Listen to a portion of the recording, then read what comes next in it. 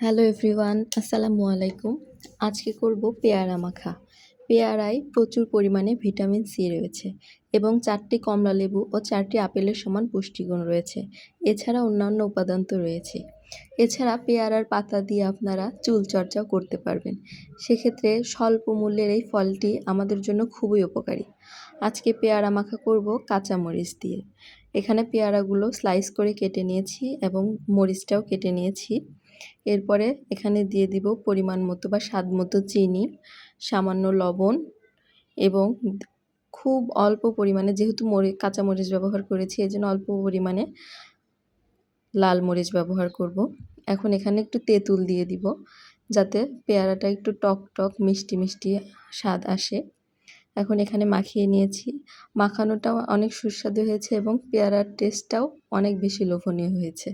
খেতেও মাশাআল্লাহ অনেক সুন্দর হয়েছে। সবাই এভাবে ট্রাই করবেন। আল্লাহ হাফেজ।